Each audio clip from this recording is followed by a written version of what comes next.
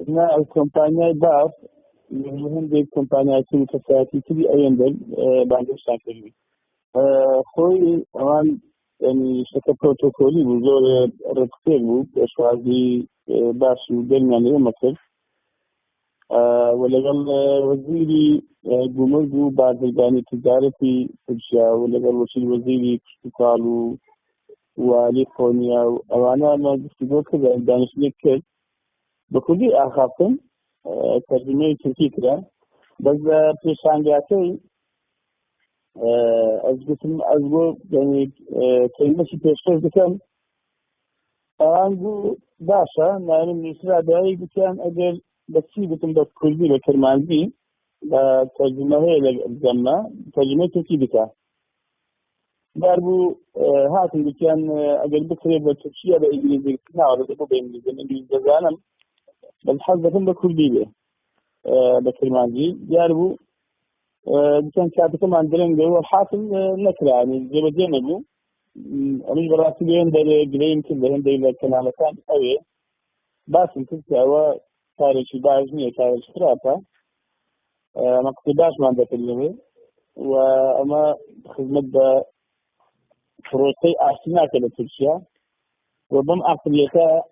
عقليته يعني بم ويرتنيه براسي ترشيا كان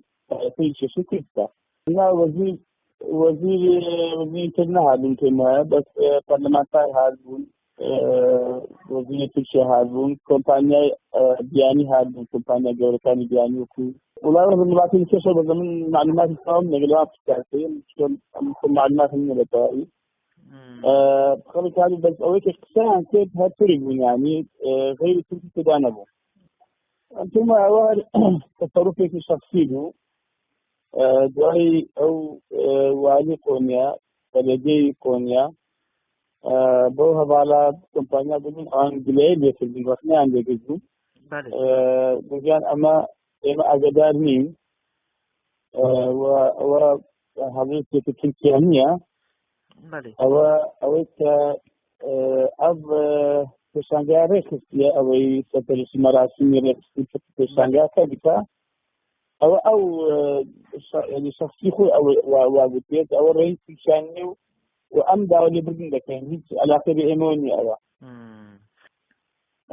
ولكن أسيبه كما وهذه في شخصي بوا طبعا سكبراتو كبروتوكول يمد جاي مديارو كبروتوكول أم لقد وزير تجارة الجزيرة أم وقفتيقول كرين بكودي قفتيقول كرين ترجمة تفكرة بدا تصرفي في شخصي بو أوي كومبانيا كاري خصينا لأن أوي سفرشتي باستيبالو كدنوز تشانجاتي ذكر رأي خوب بدا جار الرئيوي بوا يعني هبناكم يعني رأي تركيا بو بدا بجشتي بس هاتي بي خرافة أو خرافة براسي خدمة أشتناك لتركيا خدمة طبيعي ويجينا كالتركيا برامبر بكل وأجدو حقيقة إعلام تركيا من تركيا كانت يقول كدولة عثماني بو